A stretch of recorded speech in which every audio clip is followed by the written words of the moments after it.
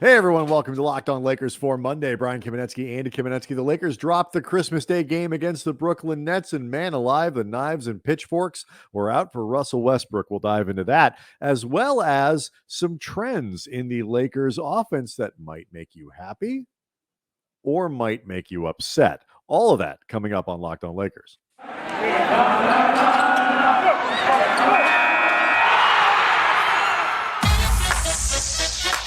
You are Locked On Lakers,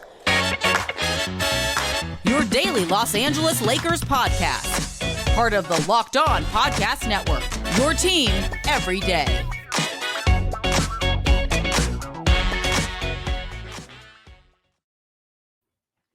Oh, wait, we're back. Brian was briefly taken to Funky Town. We want to thank everybody for making Locked On Lakers your first listen and your first view of every We just day. have a weird way of doing it. Look, man, that theme is funky. It really is. We try to get this thing up for you as early as we can every Monday through Friday. So no matter where you are, no matter what you're doing, you're driving the late shift. You know, sometimes people tell us, Andy, I'm driving a forklift on the late shift and I get to listen to you at 3 a.m. You're welcome. Yeah. And you know what? That makes us feel good. A, that you're listening. B, if we can help you in any way get through that 3 a.m. shift, really, I mean, it's actually very flattering that you go to us. So thank you. So we appreciate that. So a lot to do today. We're going to talk about the Lakers offense and some trends that we've seen and where maybe things might be going for the Lakers at least while Anthony Davis is out. But let's start on the than to bleep. Yeah, it's going to bleep lately. It ain't good. I mean, look, let's be honest with what's happening here. It ain't good. None of it's good. The Lakers lost again over the weekend to the Brooklyn Nets. And while I was, clicking around here, I actually took it off the box score. What was the final of that game, Andy?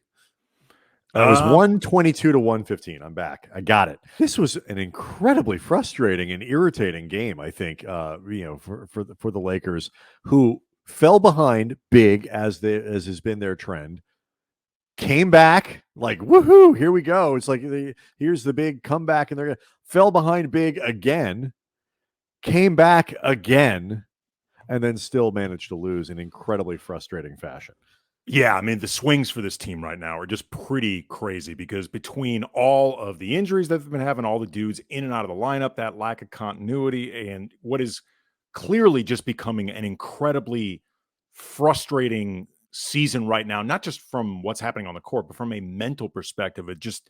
You can tell these guys are like, when the hell is this going to end?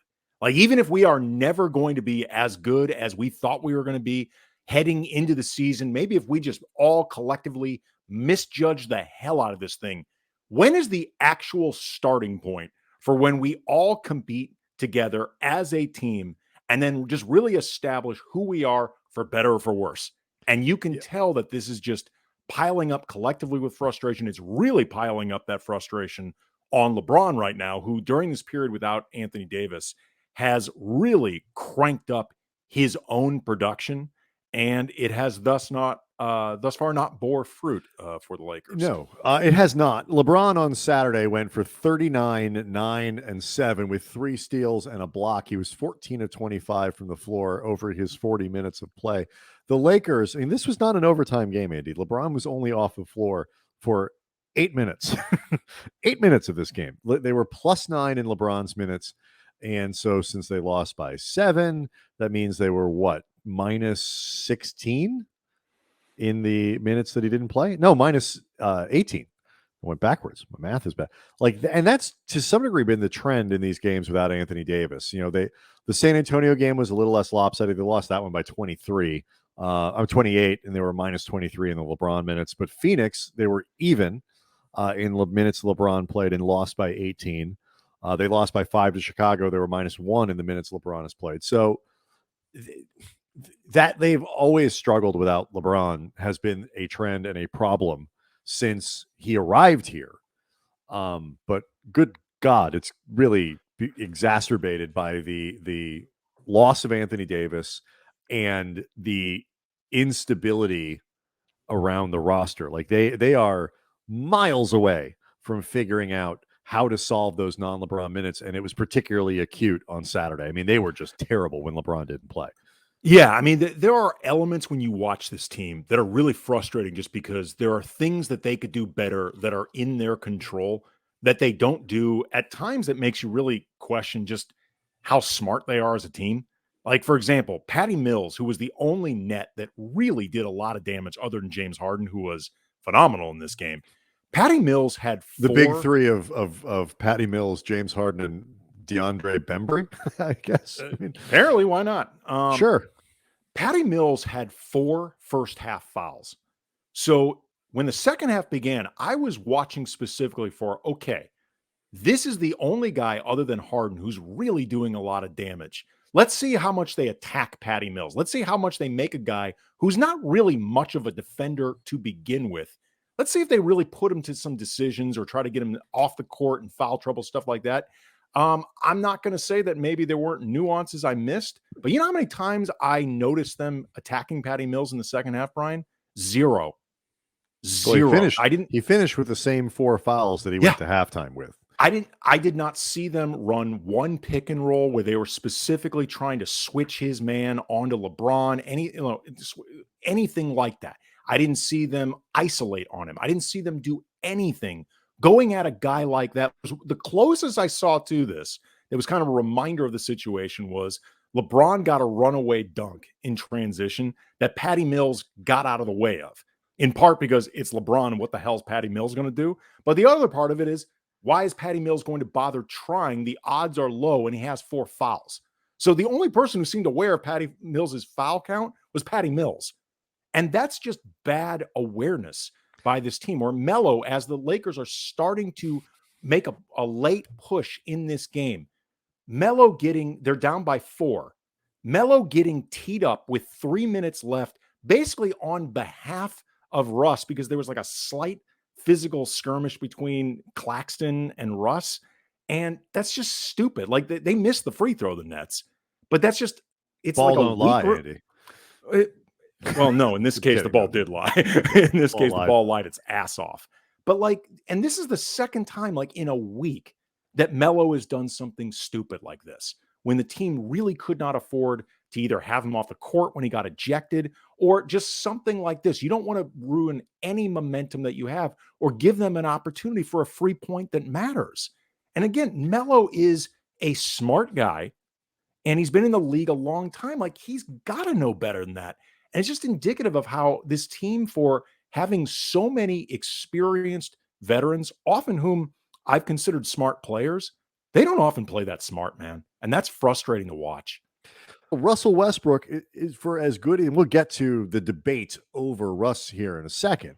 But he was a thing. Westbrook, even when he's playing really well, will do 1 or 2 things a game where you're like, oh, no, don't do that. Like, no, don't do that.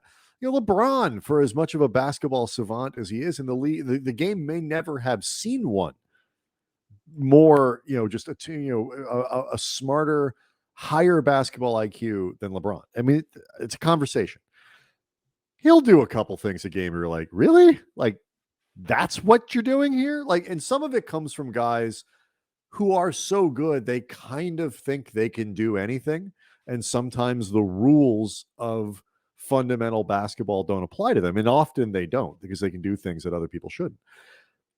So I think that is something that we focus on, and the team, and when they talk about themselves and all that stuff, well, we're a veteran crew, and so therefore no,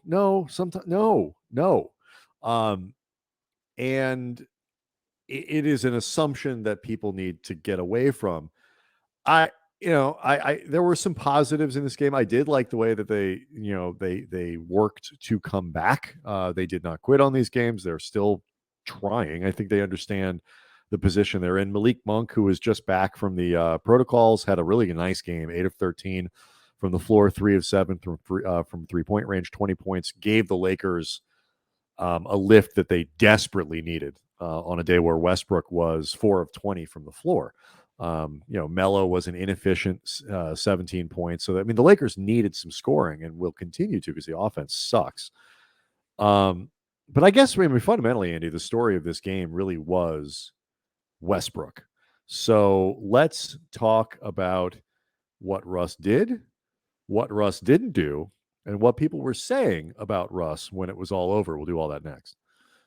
Locked On Lakers brought to you by Truebill. Do you know why free trials renew without your consent? It's because it's a business scam out to get you. Don't let greedy corporations pocket your money. Download Truebill to take control of your subscriptions.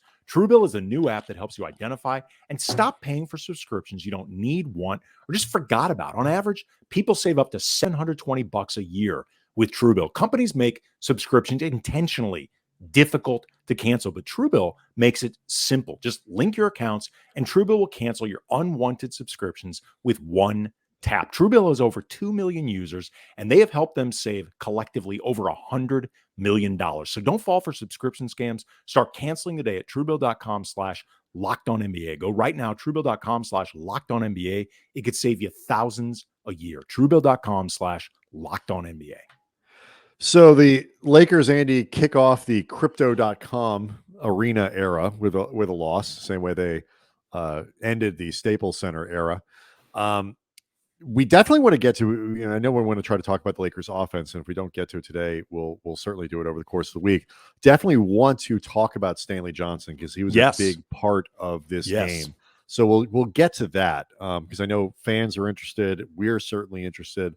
And the potential utility of Stanley Johnson, who made his Lakers debut, signed to one of those emergency 10-day contracts because of the hardship contracts because of the COVID protocols. You know what's funny, by the way? When those first came out, like when they first started phrasing them as 10-day hardship contracts, because Stanley Johnson got one from a different team. I think the Bulls before he went to the Lakers. I was thinking financial hardship for the players involved. And then once they all started getting signed to different teams, I realized, it's a team that's under a hardship. I think it's great that they're willing to support Stanley in his time of need. It's like I saw these. I was like, my God, if things.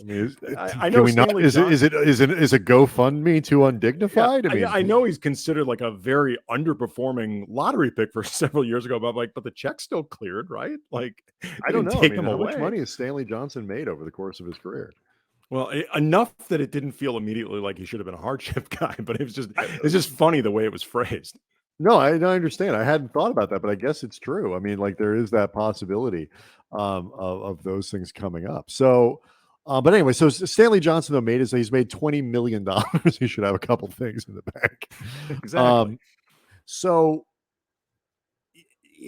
why he matters in this game is fascinating on a lot of levels. But let's talk about Russ because I think we had gotten away in large part because Russ had stopped doing a lot of the things that were really annoying Lakers fans and making them so frustrated that, just the bad play at the beginning of the year had generally played much better.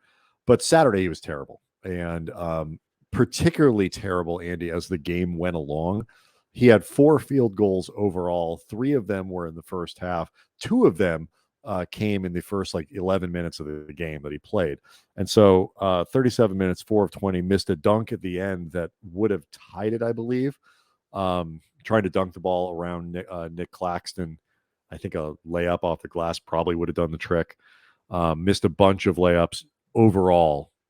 And the knives the next day, particularly once I kind of peeked back on Twitter, were out for Russ in a big way, one that I have not seen in a few weeks. People calling for him to be traded, people calling for him to be benched, people calling for him to, not finish games, not start games, and all this. The rustration was out in full force again. That's pretty good. I just invented that. Literally in the moment, just invented rustration. That's actually really good. You need a hashtag. People were frustrated on. I'm putting it on a shirt. People were frustrated on Saturday. Well, you put a hashtag, that thing becomes sellable. Russ actually has been on balance a positive for this team. There is still the overarching.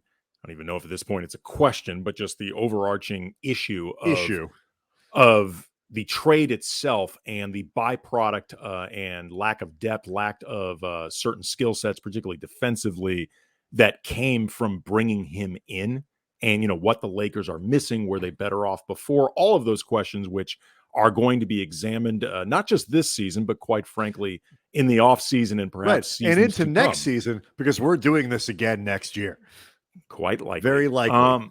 But, Russ has actually been much better of late and has actually been much helpful of late. He has been obviously not the solution because the Lakers haven't been winning enough, but he hasn't been the problem. This game, he was definitely a problem. And our friend Claire DeLune, you can find her on Twitter at ClaireMPLS. She's a big basketball Twitter presence, also a very good musician. Follow her at Tiny Deaths. Really good stuff. But she tweeted out, because we did a Spotify Green Room with her, I want to say like a month ago or something like that. She said, "I will never forget when my dear friends, who I love very much at Cam Brothers, told me I was insane for suggesting Russ could run the second unit, shouldn't start. I will never shut up about it. Merry Christmas." And this got a lot of reaction on Twitter, like as you were saying, Brian, but specifically involving us. And the question that I posed back to Claire that I think still applies is, what does Russ playing off the bench actually help, though? There's nobody better than him that he's keeping out of the starting lineup, whether in talent or fit, particularly with Anthony Davis out, beyond the star politics that would obviously be a thing if you made Russ play off the bench. I don't think it makes much basketball sense. Like this isn't like in the 2003-2004 season, the year of the super team that made it to the finals, lost to the Pistons, where Derek Fisher clearly was a better fit with the starting unit than Gary Payton. He knew the offense better. He was more comfortable with everything going on. Gary Payton was miserable that season by all accounts, including Gary Payton's. But there was a lot that would have just made that very, very dicey, even though they really should have done it.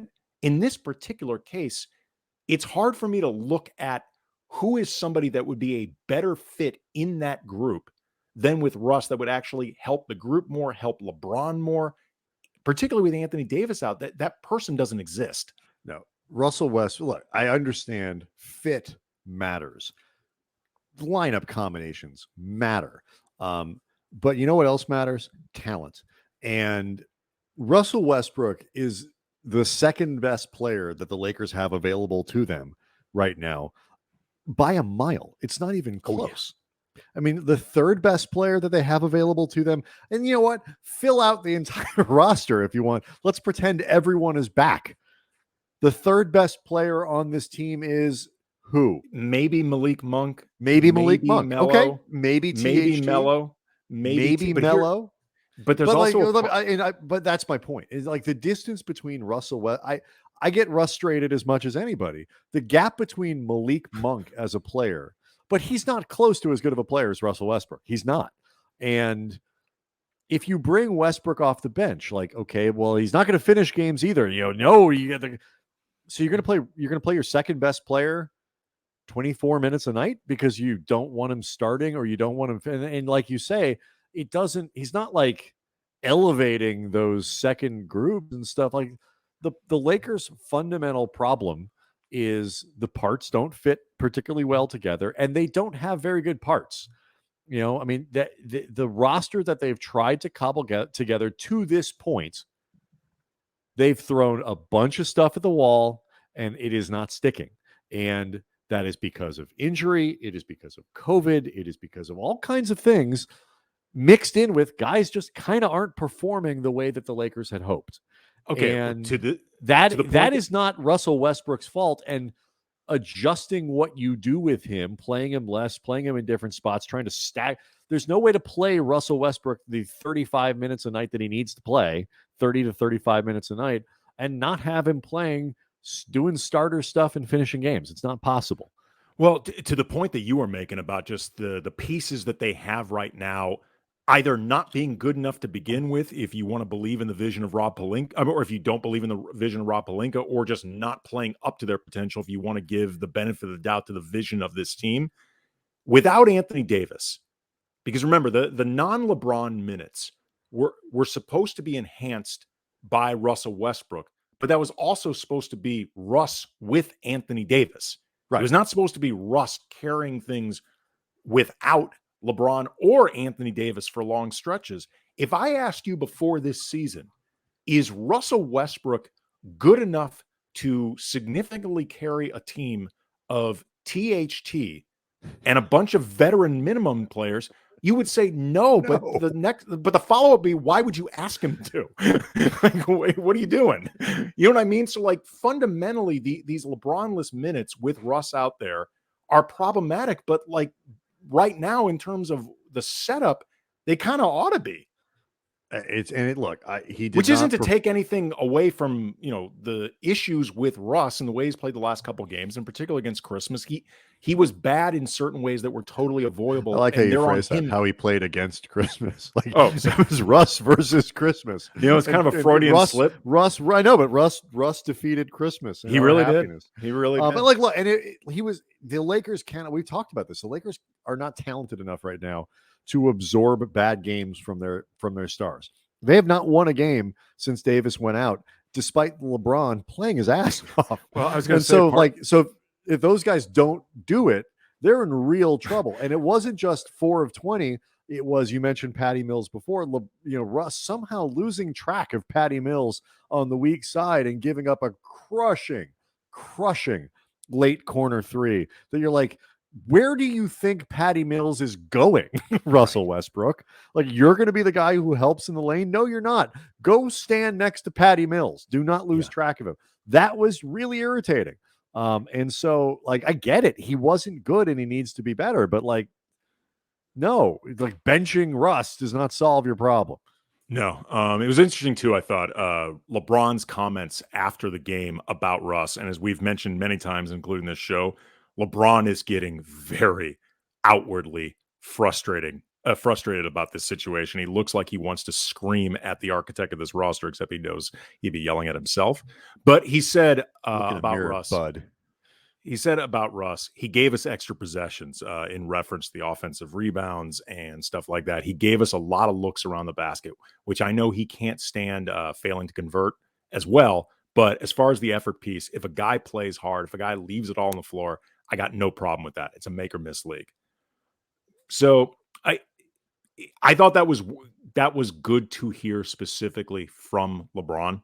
I don't have any doubt that he is frustrated with games like this from Russell Westbrook or bad decisions from Russ, but it's good to hear him take up for Russ that way.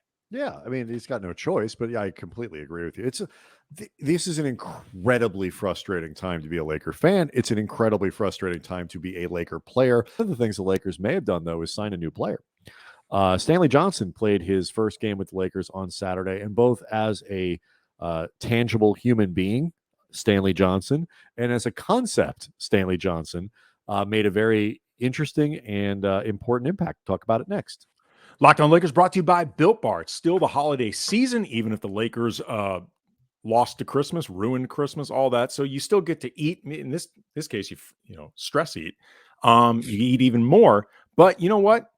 You got to do it with some sense of responsibility. You just don't want it to taste responsible. So that's why Built Bars are perfect. The new holiday dessert, low calorie, low carb, low fat, high protein, covered in 100% chocolate. Great flavors like raspberry, mint brownie, peanut butter brownie, cookies and cream. Great option for going ham during the holidays and fooling your taste buds. So go to built.com, use the promo code LOCK15. You get 15% off your first order. Again, promo code LOCK15, 15% off at built.com.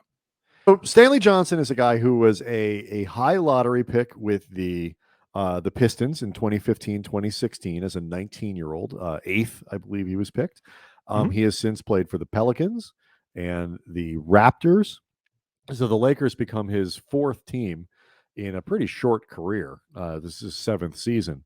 And he made his debut with the Lakers, signed for one of those hardship contracts. Don't worry about Stanley's finances, Andy. He seems to be doing okay. I was very confused. I feel better now.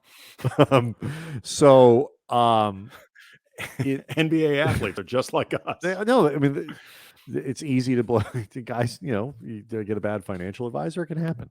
So he made a really tangible impact in the 27 minutes, I believe it was, that he played.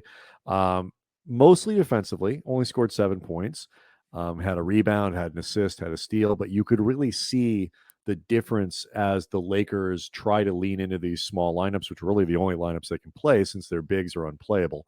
Stanley Johnson's about 6'6", but he is a strong 6'6", about 240 pounds, and he is a strong human being, very athletic, moves well, can switch on anybody, can guard fours, can guard threes, can do basically what the Lakers have needed on the wing all season long, but he does it at a much higher degree of speed and agility than anybody else they've got doing it, probably even including LeBron, but certainly, next to LeBron. And you could see, Andy, a tangible difference in just the athleticism of Stanley Johnson in that role versus anybody else that they've tried to stick out there to do that. And it made a big difference. He covers a lot of ground, man. Like he is somebody that the Lakers could use just in that ability to rotate to a lot of different guys and a lot of different spaces on the court. And it seems like he knows exactly, especially for a guy that has not worked with this team before and doesn't know exactly the defensive schemes that they're running. And Johnson seemed to know exactly where he was supposed to be rotating. Like there were never points I noticed where he ended up where somebody else was, not by design. The energy too, just the energy and the intensity that he played with, particularly right now for a team that we mentioned in this game, they did not give up. And I don't think they have been giving up over the course of the season so far, but this stuff is wearing down on them pretty noticeably. This is a jolt of just energy. It's a jolt of just guy out there who, he's not caught up in the backstory of everything that's happened with this team. He has not been beaten down by all the stuff that's going on this year. He's somebody that, quite frankly, I don't think even cares about that stuff. He's just trying to get his job back in the NBA. And they could actually especially since he's out of money. Right. I mean, especially since it is my understanding checking account gets low. Yeah, you're a hardship all of a sudden. It's like, you got to get back in the league. It is my understanding that he is living in his extremely expensive car. Sources far from the situation have told me this, but they could actually use a guy with that type of edge. I think on a few different levels, like you could feel something different with him out there. And obviously it's one game and neither one of us is ready to completely declare him transformative or something like that. But it made a difference. It did make a difference. I know this isn't exactly in totality what you mean, but certainly the energy is there. Hungry guy trying to get back in the league is a real thing. But he's also, this is Stanley Johnson's profile. I mean, if you go back and you break down his numbers on Basketball Reference or whatever, he is a positive defender. He is a net positive defender, defensive win shares, playing on some often bad teams. Has still managed to be a positive guy defensively. Certainly was in Toronto and all that other kind of stuff. And from a skill set standpoint, the athleticism and the switchability and all that stuff is just, it sticks out, not just because he's working his tail off, but it's also because it's something the Lakers just don't have. And you can see it. You saw it. I thought it was particularly noticeable against the Spurs, for example. The Lakers just look slow. And when they're working hard, they're still slow. And, when they get by sometimes on size, they get by sometimes on length and strength, but very rarely do they get by on speed on the defensive side of the ball. And Johnson is somebody who can make up for a lot of these things with athleticism. The flip side of this is, and this is the other part of Stanley Johnson, is he is historically, and this is why he is not in the NBA and was available for the Lakers on this hardship contract, is he is a negative offensively. Mm-hmm. And it's really not, it's not close. He's not Trevor Ariza, who is, you don't want to be leaning on him for a whole lot of stuff, but, he's at least a credible three-point shooter and a decent enough, ball mover, smart player, cutter, and things like that. Stanley Johnson's a career 29% three-point shooter. He has never been an effective enough scorer in the league. Field goal percentage career 37.5. He shot over 40% once. And it was the 18 games he played in New Orleans when he shot 42%.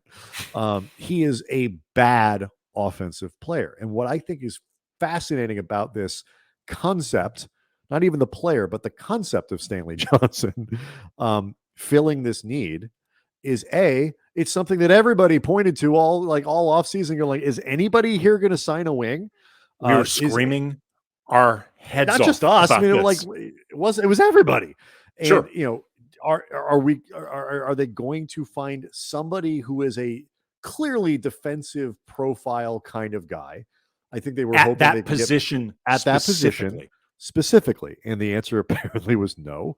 I mean, I guess maybe a reason, but again, why is the only one they're signing 37 years old?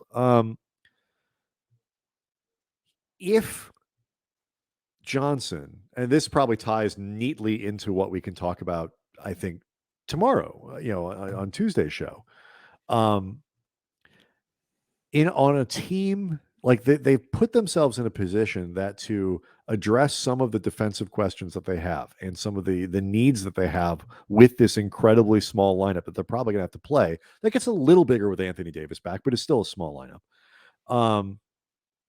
Guys like Stanley Johnson may be necessary. This on a team that is terrible offensively and continues to be terrible offensively. So you're going to shore up one of your shortcomings. You end up having to lean into sort of a defensive identity after all of this to try to get the offense to be really robust. They're not there yet. It's one game of Stanley Johnson. I was going to say, but I'm just saying it got me thinking of the need for Stanley Johnson literally in this moment is indicative of what they didn't do over the course of the offseason. And there's at least a path where it takes them in some very ironic direction. Yeah. It got me thinking. That's it. Yeah. Okay. I agree. We're not quite there yet, but if nothing else, signing Stanley Johnson in and of itself does contain some degree of tangible irony. Before we go, a couple housekeeping notes. First of all, Rajon Rondo is in the health and safety protocols. It does not dramatically affect what the Lakers were doing because he was only playing other spot than it duty means Darren anyway. Collison will probably play a little bit in the next few games. We did not talk about DC in this podcast. I was sort of unimpressed.